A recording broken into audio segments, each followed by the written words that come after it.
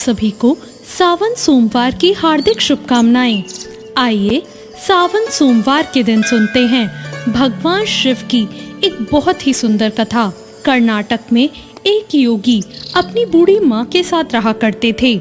उनकी माँ काशी जाना चाहती थी, जिससे वो काशी विश्वनाथ जाकर भगवान शिव की गोद में अपने प्राण त्याग सके। इसके अलावा उन्होंने अपने जीवन में अपने बेटे से कभी कुछ नहीं मांगा था।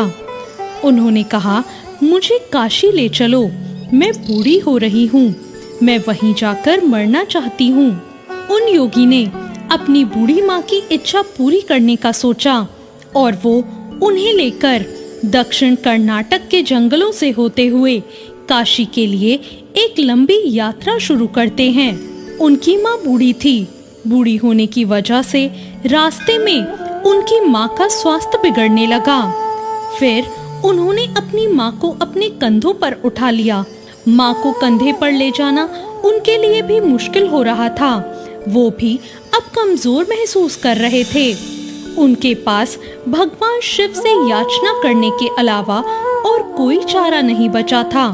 उन्होंने भगवान शिव से कहा, हे शिव, मुझे मेरे इस प्रयास में विफल मत होने देना। बस यही एक चीज है जो मेरी माँ ने मुझसे मांगी है। कृपा करके इसे पूरा करने में मेरी मदद करें। मैं इन्हें काशी ले जाना चाहता हूँ। हम वहाँ सिर्फ आपके लिए ही आ रहे हैं। कृपया करके मुझे ताकत दीजिए।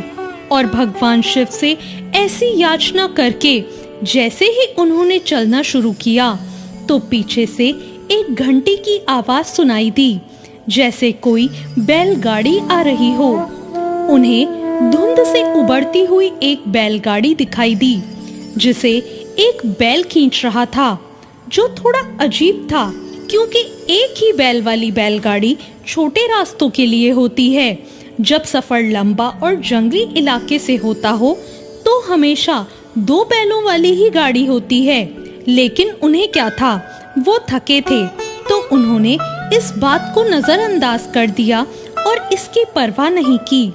जैसे ही वो गाड़ी पास आई, वो चालक को नहीं देख पाए क्योंकि चालक ने बहुत कुछ ओढ़ रखा था और बाहर धुंध भी थी।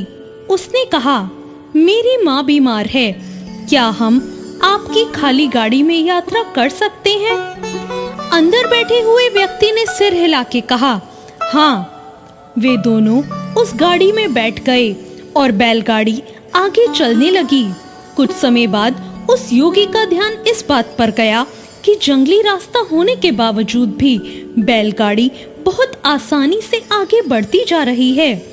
तब उन्होंने नीचे देखा और पाया कि पहिए घूम ही नहीं रहे, वे तो रुके हुए हैं, पर गाड़ी आगे बढ़ रही है।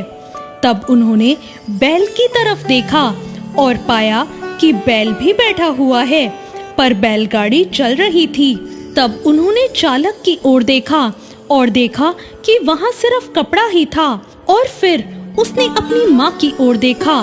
माँ ने कहा, अरे पागल, हम पहुँच गए हैं, अब कहीं और जाने की जरूरत नहीं, यही वो जगह है, अब मुझे जाने दो। इतना कहकर माँ ने शरीर छोड़ दिया। बैल, बैलगाड़ी और चालक सब गायब हो गए और फिर वो योगी अपने गांव लौट आया। लोगों ने सोचा, इतनी जल्दी लौट के आया है, ये अवश्य ही अपनी माँ को कहीं छोड़ आया होगा, ये उसे काशी ले ही नहीं गया। लोगों ने उससे पूछा, तुम अपनी माँ को कहाँ छोड़ आए? उसने उत्तर दिया, हमें वहाँ जाना ही नहीं पड़ा, भगवान शिव खुद आए थे हमारे लिए। लोगों ने कहा, क्या बकवास करते हो, ऐसा भी कभी होता है? योगी ने कहा, मुझे फर्क नहीं पड़ता कि आप लोग क्या सोचते हैं, वो आए थे हमारे लिए और यही सच है। मेरा जीवन ज्योतिर्मय हो गया है और मैं अपने अंतर में जाना चाहता हूँ। अगर आप मेरी बात नहीं मानते तो आप ही जाने। लोगों ने कहा, ठीक है, लेकिन हमें कुछ ऐसा दिखाओ कि हम माने कि तुमने भगवान शिव को देखा है और वो सच में तुम्हारे लिए आए थे। योगी ने कहा, मैं नहीं जानता, मैंने उन्हें नहीं देखा, मुझे सिर्फ एक कपड़ा दिखाई दिया। वहाँ कोई चेहरा नहीं था, वहाँ कुछ नहीं था, वो खाली था। फिर अचानक लोगों ने देखा कि वो योगी भी वहाँ नहीं थे। अब सिर्फ वहाँ उनके कपड़े ही दिखाई पड़ रहे थे।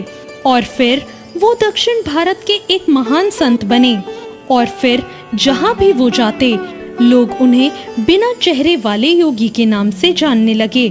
तो ये थी भगवान शिव की एक बहुत ही सुंदर कथा। आपको ये कथा कैसी लगी कमेंट करके जरूर बताएं। साथ ही मेरे चैनल